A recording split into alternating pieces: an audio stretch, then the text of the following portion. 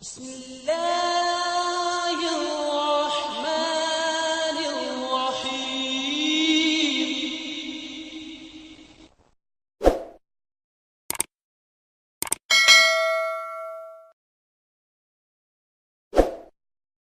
What's app کے ذریعے کہ ایک حضرت اقدس مسیح موعود علیہ الصلاۃ والسلام کا یہ جو الہام ہے کہ ایک شخص کے متعلق کہ اس کی موت کے متعلق کہ خدا تعالیٰ نے حضرت مسیح موعود علیہ السلام کو فرمایا کہ اعداد تہجی، حضور فرماتے ہیں کہ اعداد تہجی میں مجھے خبر دی خدا تعالیٰ نے، جس کا ماحصل یہ ہے کہ ایک شخص 52 سال کی عمر میں مرے گا۔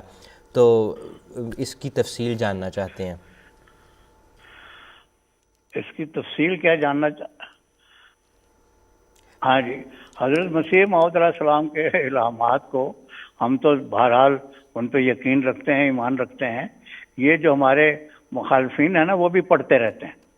بھٹو صاحب کو جب پھانسی دینے کا معاملہ چل رہا تھا جن دنوں، تو ان دنوں نوائے وقت میں غالباً اور بعض دوسرے اخبارات میں بھی یہ بحث چلتی رہی کہ خدا کے لیے اس بھٹو کو اس وقت پھانسی نہ دو۔ اگر بھٹو کی اس وقت عمر 52 سال تھی یا ہو رہی تھی، یا عین اسی تاریخ کو 52 سال ہوئی تھی، کچھ قریب کا مسئلہ تھا، تو یہ مضمون آتے رہے کہ بھٹو کو پھانسی نہ دو کیونکہ مرزا صاحب کا الہام سچا ہو جائے گا۔ مرزا صاحب کا الہام، اس کے الفاظ آپ نے بھی نہیں دہرائے، میں بھی نہیں دہراتا، خدا کا کلام ہے، لیکن بڑا سخت الفاظ ہیں اس میں جو استعمال ہوئے اس شخص کے بارے میں جو 52 سال کی عمر میں مارا جائے گا۔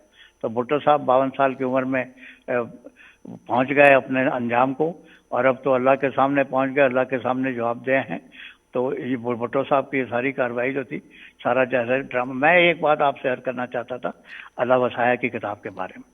اللہ وصایا صاحب نے، اب اصل میں لوگوں کو چاٹ لگ جاتی ہے، لوگ پڑھتے ہیں تو سمجھتے ہیں کہ اب ہمیں اس میں سے آمدنی کا ذریعہ پیدا کرنا چاہیے۔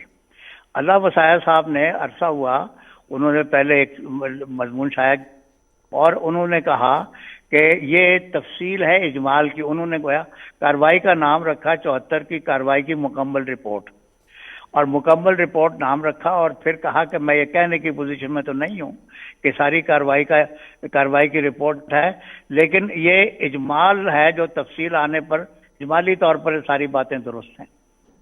اور وہ جو اجمالی باتیں انہوں نے درست کی، وہ جو پارلیمنٹ میں قادیانی شکست نام لیتے ہیں اس کتاب کا، اس کو میں نے اس کے اوپر تبصرہ بھی کیا ہوا ہے، وہ کتاب چھپی ہوئی بھی موجود ہے۔ اس میں جو انہوں نے باتیں کی ہیں، اس میں اپنے بیانات کی بھی انہوں نے اس کا تضاد اس میں موجود ہے۔ لیکن یہ جو اللہ وصایا صاحب نے اب سن 74 کی مکمل کارروائی شائع کر دی، تو ان کی وہ جو اجمال تھی، وہ اجمال تو اپنی جگہ رہ گیا۔ یہ مکمل کارروائی کو اب یہ کہتے ہیں کہ اسمبلی کی مکمل کارروائی ہے۔ اسمبلی کی مکمل کارروائی تو وہی ہوگی، اور میں نے اس کتاب میں لکھا بھی تھا کہ اسمبلی کی کارروائی شائع کرنے کا اختیار صرف نیشنل اسمبلی کے اسپیکر کو ہے کہ وہ اس کو شائع کروائے اور اس کی اجازت دے۔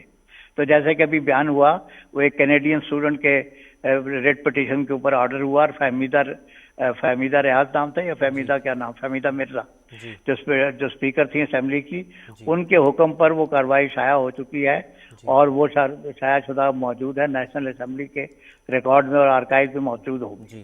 وہ 11 دن کی یا 12 دن کی جرا، اور ساری وہ 21 دن یا 22 دن کی کارروائی ہے، وہ 21 یا 22 جلدوں میں موجود ہے۔ وہ آپ کی لائبریری میں بھی شاید ہو، نیشنل اسمبلی کی لائبریری میں موجود ہے۔ تو اللہ وصایا صاحب جو اب کہتے ہیں کہ جی میں نے 5 جلدوں میں مکمل کارروائی شائع کر دی ہے، یہ انہوں نے وہ کارروائی شائع نہیں کی، وہ جو شائع کردہ رپورٹ ہے اس پہ اپنے حاشیے لگا کے اپنی طرف سے اس کو مکمل کارروائی قرار دے دیا۔ تو نیشنل اسمبلی کی کارروائی شائع کرنے والے اللہ وصایا کون ہوتے ہیں؟ وہ تو نیشنل اسمبلی نے خود شائع کر دی۔ مجیب الرحمان صاحب